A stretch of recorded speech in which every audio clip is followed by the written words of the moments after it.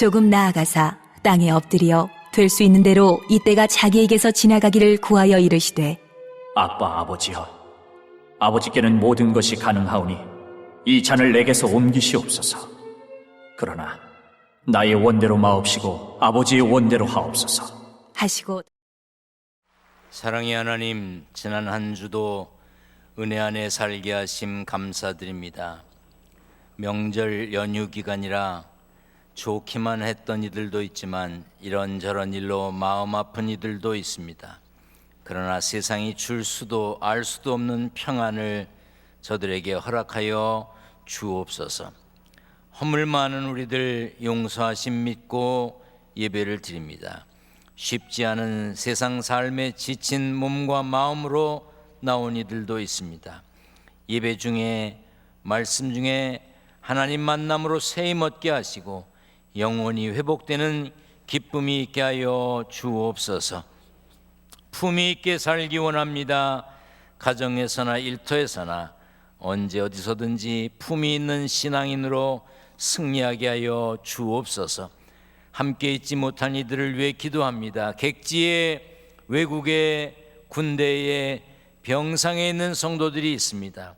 인터넷과 휴대전화로 세계 곳곳에서 함께 예배드리는 성도들도 있습니다. 고향에 다녀온 이들, 가 있는 이들, 가지 못하는 안타까움으로 지내는 성도들 모두에게 은혜와 평강의 복을 주옵소서. 부족한 종의 말씀을 전합니다. 성령으로 붙들어 주옵소서. 예수님의 이름으로 기도하옵나이다. 아멘. 할렐루야. 명절 잘 지내셨습니까? 명절 지나면 좋은 것만 기억하세요. 만나서 짜증냈던 거, 다퉜던 거, 전 부치러 왔네 안 왔네, 일찍 왔네 일찍 가네, 그런 얘기하지 말고 좋은 것만 기억하시길 바랍니다. 복 많이 받으라는 인사를 많이 하셨고 많이 받으셨을 겁니다. 한 번 더 하겠습니다. 복 많이 받으세요. 옆에 분과 인사합니다.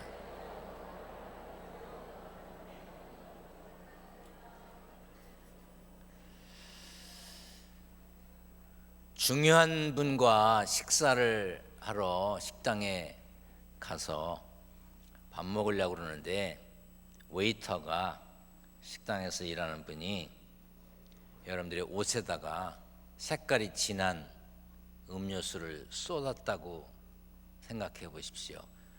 토마토 주스라든지 혹은 블루베리 주스, 와인같이 아주 색깔이 진한 그런 음료를 여러분들께 쏟았어요. 그럼 어떻게 하시겠습니까? 제가 설교를 하다가 생각난 게 있어요. 일부 때는 생각이 안 났는데, 비행기를 탔는데 물이 마시고 싶어서 승무원에게 물 한 잔만 달라 그랬습니다. 제가 다 봤어요. 그 승무원이 이렇게 물을 가지고 왔습니다. 근데 그 지나가는 사람이 좀 이렇게 비켜가거나 좀 기다렸다 가면 좋은데 그냥 그 옆으로 지나가다가 이 승무원이 물을 제 배에다가 쏟았어요. 참, 그 찬물을 말이에요. 그냥 막 당황스러워가지고 나도 어떻게 화를 낼 수도 없고 막 이러는데 그 물을 쏟은 승무원이 아이고 목사님 죄송해요 그러는 거예요. 제가 누군지 알았던 모양이에요. 괜찮다고. 괜찮긴 뭐가 괜찮아. 지금 생각해도 안 괜찮은데 아무 소리도 못하고 하여튼 괜찮다고. 사탕도 갖다 주고 계속 그러는데 괜찮다고, 신경 쓰지 말라고 그랬어요. 전줄 몰랐으면 어땠을까? 여러분에게 색깔 있는 음료를 쏟았으면 어떻게 하시겠습니까? 어차피 빨 옷인데 괜찮아요. 신경 쓰지 마세요. 오늘 바쁘게 나오느라고 샤워를 못했는데 목욕하라고 그러시는 거죠? 그러면서 웃으면서 넘기시겠습니까? 아니면 새 옷인데 처음 입고 나왔는데 이렇게 이게 얼마짜리 옷인지 아냐고 막 그러면서 주인 나오라 그래라, 지배인 나오라 그래라 그러지 않으셨습니까? 혹시 여러분들 어떻게 하셨는지 생각해 보세요. 미국 방위 산업체 CEO인 빌 스완슨은 이렇게 말했습니다. 만약 누군가가 당신에게는 잘 대해주지만 웨이터에게는 거만하고 무례하게 행동한다면 그는 좋은 사람이 아니다. 이런 것을 웨이터 법칙이라고 한다고 그래요. 유명한 CEO들 중에는 실제로 이 법칙을 적용해서 상대방의 인격을 판단하고 계약을 할 건지 말 건지를 정한다고 합니다. IT 업체 CEO인 데이빗 골드는 실수한 웨이터를 웃음으로 용서하는 사람을 보고 즉시 그분과 계약을 했대요. 의류업체 CEO인 브렌다 반스는 이런 말을 했습니다. 웨이터나 부하 직원을 쓰레기처럼 취급하는 사람에게 무엇을 기대할 수 있겠어요? 상대에 따라 대하는 태도가 달라지는 사람과 가급적 비즈니스를 하지 않는 게 원칙이에요. 여러분들이 전에 어떤 거래가 잘 되다가 안 이루어진 게 있다면 혹시 이런 일이 있었을지도 모를 겁니다. 우리는 2017년 품위 있는 신앙인이 되고자 했습니다. 품위를 유지하려면 넉넉한 마음과 여유가 필요합니다. 명절에 가족 친지뿐 아니라 종업원, 택배하시는 분들, 경비원, 안내원들, 아르바이트하는 알바생, 만나는 사람들에게 따뜻하게 품위 있게 말을 하며 보내셨는지 생각해 보십시오. 한번 따라서 해보겠습니다. 감사합니다. 수고하셨습니다. 괜찮습니다. 여러분 이런 말을 많이 하고 사시길 바랍니다. 근데 이게 연습이 안 되면 이제 잘 안 나와요. 한번 따라합니다. 감사합니다. 수고하셨습니다. 괜찮습니다. 그런 말을 많이 하고 사시는 삶이 되시기를 주의 이름으로 축원합니다. 우리 성경을 높이 들고 고백하겠습니다. 높이 듭니다. 저는 예수 믿어 구원받았습니다. 저는 예수 믿어 하나님 자녀 되었습니다. 저는 예수 믿어 천국 백성 되었습니다. 하나님께서 선물로 주신 오늘 하나님 말씀으로 가르침을 받습니다. 눈을 열어 주의 법안에 있는 놀라운 진리를 보고 깨닫게 하소서. 아멘으로 순종하여 하나님께 영광 돌리는 삶 되게 하소서. 아멘. 그런 삶이 되시기를 축원합니다. 사회학자들의 연구에 따르면 성공에 가장 큰 영향을 미치는 것은 삶에 대한 자신의 태도라고 합니다. 그러므로 함부로 아무렇게나 살아서는 안 됩니다. 내 인생을 향한 하나님의 뜻하심이 있음을 믿고 하나님을 기쁘시게 해드리는 마음으로 살아야 합니다. 사실 좋은 일은 숨기는 것만이 능사가 아닙니다. 선행은 널리 알려서 사람들이 본받아 동참하게 하는 것도 필요합니다.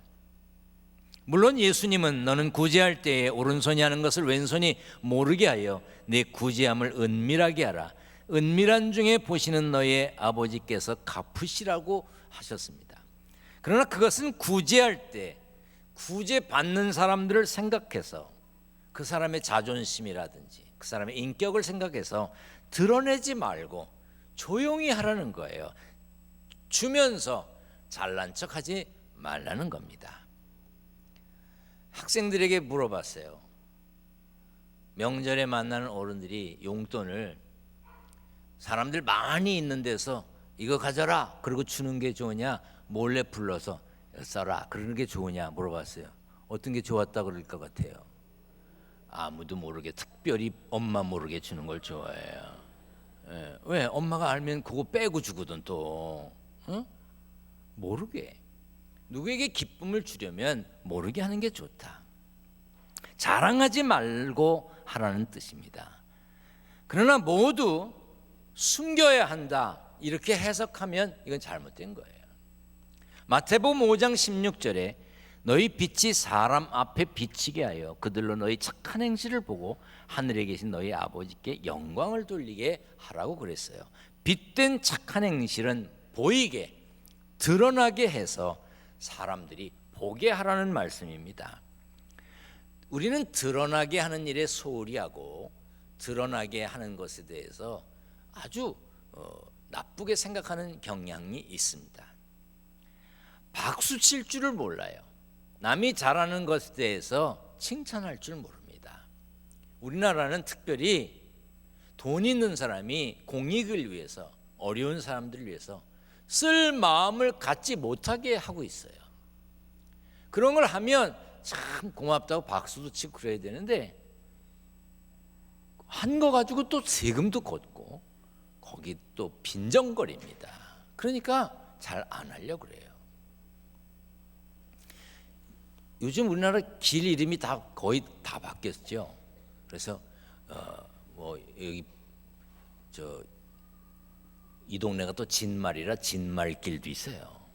뭐 부흥로도 있고 여러 길 이름이 있는데 미국 경우에는 많은 경우 사람 이름으로 된 길들이 많습니다. 그 이름은 왜 붙여줬느냐?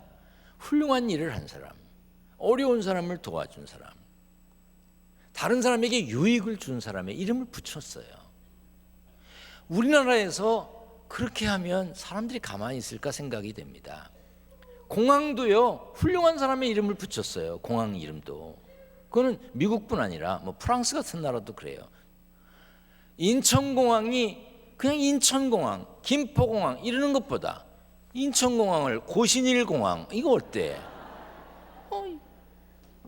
그 훌륭하게 나라를 위해서 큰 일을 한 사람, 정말 모든 사람들이 우러를 만한 사람의 이름을 붙여서 공항 이름을 하면 어떠냐 이 말이에요. 우리는 그냥 빈정거리고 비꼬고 함부로 말하는 경향이 많습니다.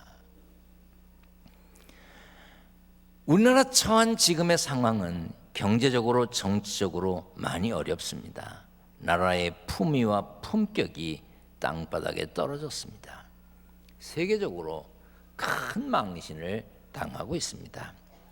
자기밖에 모르는 사람들, 책임질 줄 모르는 사람들 때문이기도 하고 그저 어떻게 하든지 상처내고 어떻게 하든지 남 그냥 어렵게 만들고 막 까뒤집고 이러는 것에 또 쾌감을 느끼는 사람들 때문에 문제예요. 책임을 지는 자세가 없는 것도 문제고 남의 허물을 감출 줄 모르는 것도 문제입니다. 책임은 맡아서 해야 할 임무나 의무를 말합니다. 그렇기 때문에 책임은 무겁습니다. 어렵습니다. 그래서 사람들은 되도록 책임을 회피하려고 합니다. 그런데 예수님은 십자가를 지심으로 자신에게 맡겨진 사명을 감당하는 책임지는 모습을 보여주셨습니다. 오늘 본문에는 예수님이 겟세마네에서 기도하는 모습이 기록되어 있습니다. 예수님은 십자가를 지시기 전에 베드로, 요한, 야고보를 데리고 겟세마네로 기도하러 가셨습니다. 당시 예수님은 심히 놀라시며 슬퍼하셨고 내 마음이 심히 고민하여 죽게 되었으니 너희는 여기 머물러 깨어 있으라고 하셨습니다. 우리의 죄를 대속하기 위해 우리의 죄값을 대신 치르기 위해 예수님이 십자가를 지셔서 죄값을 치르시는 것이었지만 십자가를 진다는 것은 예수님께도 부담되는 일이었습니다. 그래서 예수님은 아빠 아버지여 아버지께는 모든 것이 가능하오니 이 잔을 내게서 옮기시옵소서라고 기도하신 겁니다. 십자가라는 짐이 얼마나 힘든 것이었으면 그렇게 기도하셨겠습니까? 그러나 예수님은 거기에서 멈추지 않으셨습니다. 나의 원대로 마시옵고 아버지의 원대로 하옵소서. 예수님은 십자가를 지심으로 사명에 책임지는 모습을 보여주셨습니다. 만약 예수님이 십자가를 지지 않았다면 우리는 예수님을 믿을 필요가 없습니다. 그런데 예수님은 우리의 구원을 위해 기꺼이 십자가를 지셨습니다. 그래서 우리가 예수님을 찬양하고 높이는 것입니다. 누가복음 22장에 보면 힘쓰고 애써 더욱 간절히 기도하시니 땀이 땅에 떨어지는 핏방울같이 되었다고 그랬어요. 예수님이 기도하셨던 겟세마네는 기름 짜는 틀이란 뜻이 있습니다. 예수님은 기름을 짜내는 곳에서 피와 땀을 짜내듯이 기도하셨어요. 그만큼 십자가를 진다는 것은 어려운 것임을 알려줍니다. 하지만 십자가를 지지 않아도 되는 제자들은 편안했습니다. 예수님은 베드로, 요한, 야고보에게 여기 머물러 깨어 있으라고 하셨어요. 그런데도 제자들은 자고 있었습니다. 제자들이 자는 것을 보시고 예수님은 1시간도 깨어 있을 수 없더냐, 시험이 들지 않게 깨어 있어 기도하라, 마음에는 원이로되 육신이 약하다고 하셨어요. 책임이 없는 사람, 책임에서 자유로운 사람은요 쉽게 잠드는 법입니다. 큰 일이 앞에 놓인 사람은요 잠이 잘 안 옵니다. 왜냐하면 그 책임 때문에.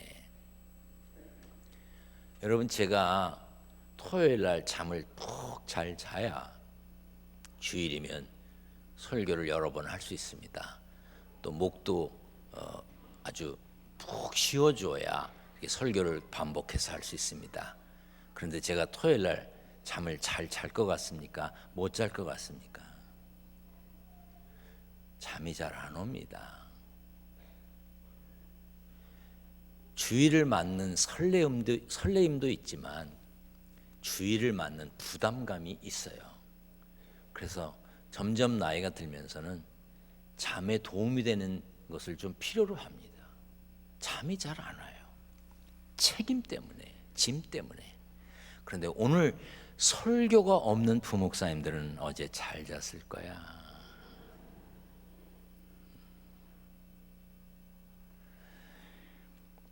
여러분에게도 져야 할 짐이 있습니다. 그 짐을 부담스럽다는 의미로 십자가로 표현하겠습니다. 짐을 지고 사는 것은 부담입니다. 그래서 무겁습니다. 어려운 일이죠. 하지만 예수님처럼 나의 원대로 마시옵고 아버지의 원대로 하옵소서라고 기도하면서 순종할 때 품이 있는 신앙인이 되는 것입니다. 여러분의 가정에서, 일터에서, 학교에서 지고 가야 될 짐, 십자가가 있을 겁니다. 가장이십니까? 가장으로서 지고 가야 될 짐이 있지요. 직장인이십니까? 사업을 하십니까? 요즘 참 어렵습니다. 김영란법, 제가 이렇게 표현하는 것은 저도 이게 편안하고 여러분들도 쉽게 이해할 수 있기 때문입니다. 그 취지는 제가 이해합니다. 그러나 그 법 때문에 어려움을 겪는 사람들이 참 많습니다. 인류 역사에 군대, 교도소 뭐 이런 데를 빼고 얼마짜리 먹어라 이런 정한 나라가 있는지 모르겠어요. 꼭 그렇게까지 했어야 되는가 하는 생각이 있습니다. 그건 제 생각이에요. 꽃을 키우는 분들이나 목축업을 하는 분들이 상당히 어렵습니다. 식당을 하는 분들도 어렵고요. 오늘 아침에 교회로 화분이 하나 배달이 됐어요. 우리 교회 부흥에 오셨던 둔산성광교회의 이웅천 목사님이 아주 예쁜 화분을 보내셨어요. 근하 신년 이렇게 가지고요. 당황스럽기도 하고 마음이 짠했습니다. 그래, 다들 안 보내고 안 하는데 이 법에 해당 안 되는 목사들이라도 좀 하면 좋겠다, 그런 생각이 들었어요. 그래서 저도 적극적으로 해봐야 되겠다, 그런 생각도 들었어요. 그래, 3만 원 이하로만 먹으려는데 난 해당이 안 되니까 나 밥 사준다는 사람이 이제 3만 원 이상짜리로 사달라고 그래야 되겠다. 그래서 좀 식당 하는 사람들도 괜찮아야지. 물론 내가 사줄 때는 3만 원 미만으로 사고. 꼭 이런 법까지 했어야 되는가 하는 생각이 들어요. 그래서 수정돼야 한다는 목소리도 많죠. 아무튼 그런 일로 어려움 당하는 사람들이 상당히 많습니다. 사드 때문에 한한령, 한류 금지령을 내린 나라도 있지요. 그 밖에 여러 가지 좋지 않은 일들이 이렇게 저렇게 겹쳐 있습니다. 이런 상황에서 얼마나 부담되고 힘드십니까? 힘드실 거예요. 그러나 아무리 어려워도 여러분 지고 갈 짐은 지고 가셔야 합니다. 내려놓으면 안 됩니다. 포기하면 안 됩니다. 남편의 짐, 아내의 짐, 부모의 짐, 자식의 짐 내려놓으면 안 됩니다. 이 잔을 내게서 옮기시옵소서라고 말하고 싶은 마음이 들겠지만 그래도 나의 원대로 마옵소서라고 기도하며 지고 가야 됩니다. 부모로서 책임을 다하는 거, 학생으로서 공부하는 거, 직장인으로서 성실하게 사는 거, 사업가로 일하는 거, 핸들을 잡고 손님을 모시는 거, 학생들을 가르치는 거, 환자를 치료하는 거, 어떤 일을 여러분들이 하시든지 아무리 힘들고 어려워도 지고 가야 될 짐은 지고 가야 합니다. 교회에서 뭔가 맡아야만 십자가를 지는 게 아닙니다.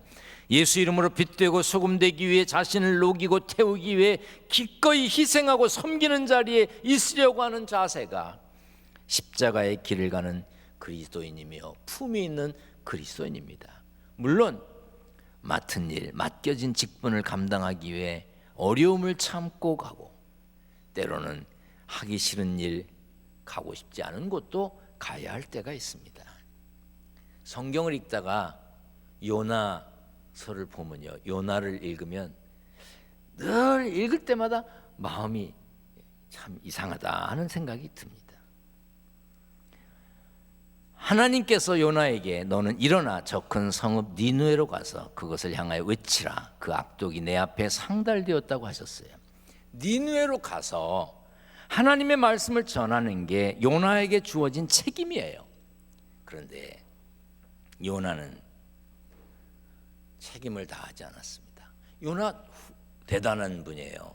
요나를 보세요. 하나님이 니느웨에 가서 말씀을 전할 사람을 요나를 택했어요. 그만큼 요나가 훌륭한 신앙인이었어요. 하나님의 사람이었습니다. 그런데 요나가 하나님의 말씀을 듣고 일어났습니다. 갔어요.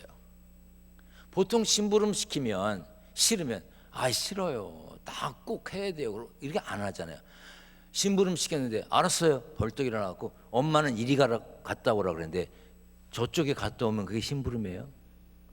요나가 하나님이 니느웨로 가라는데 알았어요. 일어나갖고 다시스로 가는 배를 탔어요. 참 요나 되게 재밌는 사람이에요. 여러분들도 교회 와서 설교를 들으면 그래 뭐 설교니까 그렇게 하겠지. 그런데 나가서 살아봐. 그게 되나? 그냥 설교는 오늘 들었으니까 문 밖에 나가서 여러분들 하고 싶은 대로 살잖아요. 꼭 이 구약의 히브리식으로 표현된 이 요나의 이름이 꼭 우리 같잖아요. 요나. 꼭 요나 같아.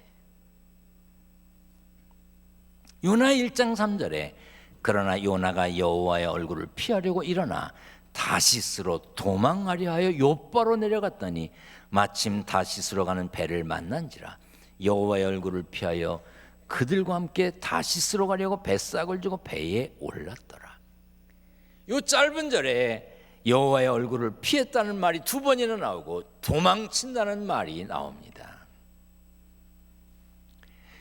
고린도전서 4장에 보면 사람이 마땅히 우리를 그리스도의 일꾼이요 하나님의 비밀을 맡은 자로 여길지어다. 그리고 맡은 자들에게 구할 것은 충성이라고 그랬어요.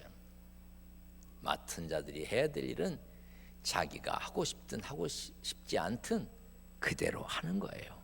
힘이 들더라도 포기하지 않는 거, 내려놓지 않는 거, 그것이 신앙의 품위입니다. 예수님은 누구든지 나를 따라오려거든 자기를 부인하고 자기 십자가를 지고 나를 따를 것이라고 했어요. 가끔 그런 생각이 듭니다. 저도 가만히 교회에 일 벌리지 않고 선교지에 교회 짓고 뭐 어려운 교회 돕고 뭐 우리 교회 프로젝트를 새롭게 하고 이런 것도 안 하고 가만히 있다가 은퇴하면 참 편할 것 같아요. 그리고 제 주변에 어떤 분들도 그래요. 괜히 일 벌리지 말고 조용히 있다가 은퇴하라고 하는 사람도 있어요. 그런데 그건 하나님의 음성 아닌 것 같아요. 힘들고 어렵습니다. 어려워요. 모세가 아말렉과 전쟁을 하는 백성들을 위해서 산 위에 올라가 기도합니다. 손을 들고, 하나님, 내 백성들이 전쟁을 합니다. 그런데 이 할아버지가 힘이 드니까 손이 내려오는 거야. 그러면 모세의 기도하는 손이 내려오면 이스라엘이 불리해집니다. 다시 손을 올리면 이스라엘이 유리해집니다. 옆에서 지켜보고 있던 아론과 훌이 모세를 돌 위에 앉히고 그 손을 양옆에서 붙잡아 주었습니다. 설교하는 이 시간에도 이 강단 아래 이 바로 밑에 세 개의 기도실이 있는데 가운데는 모세방, 양옆에는 아론방과 훌방입니다. 두 분이 들어가서 기도하십니다. 제가 설교하다가 막 설교가 꼬이고 안 되는 날은요, 이 밑에가 신경 쓰입니다. 도대체 누가 들어가 있는 건지. 여러분 중에 혹시 이 강단 밑에 기도실에 들어가 보지 못한 분 계십니까? 전도사님들께 요청하세요. 그래서 예배 시간 전에 여기 들어가서 예배 끝날 때까지 기도하는 거예요. 이 밑에서 기도의 불을 떼는 분들이 계십니다. 저는 그것이 큰 힘이 됩니다. 모세는 수많은 이스라엘 백성들의 원망을 들으며 책임이 심히 중하여 나 혼자는 이 모든 백성을 감당할 수 없나이다.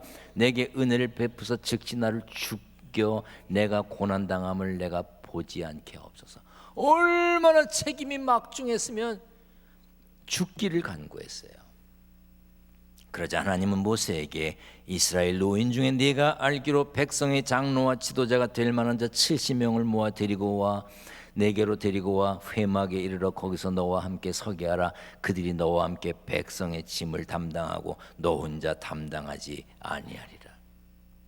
같이 있을 사람들을 찾으라고 그러셨고 그들에게 함께 짐을 지게 하셨습니다. 책임을 다하는 거, 주신 십자가를 감당하는 거 쉽지 않습니다. 그러나 위하여 서로 기도해 준다면, 위하여 서로 조금씩만 붙들어 준다면 얼마든지 감당해 나갈 수 있습니다.